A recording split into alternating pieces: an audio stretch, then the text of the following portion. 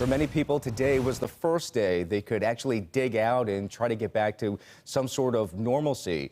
News 4's Patrick Ryan is live in downtown Buffalo for us tonight. Patrick?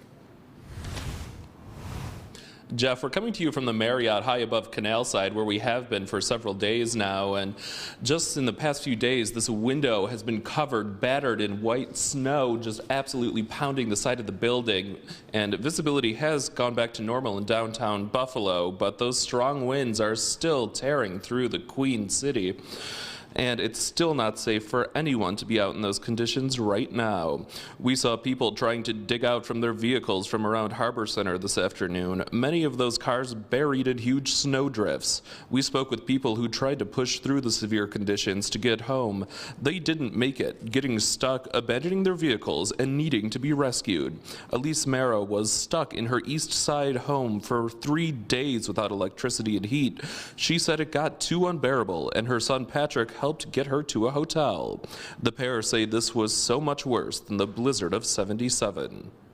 It was snow, but I could see back then. I couldn't see.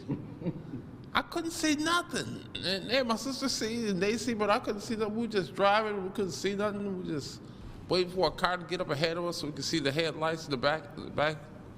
I couldn't see nothing in the wind. When the wind hit your face, just take your wind away. Elise told me she's incredibly grateful her son was able to keep her safe.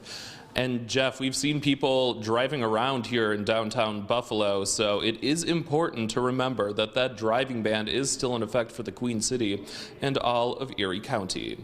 For now, live in downtown Buffalo, Patrick Ryan, News 4.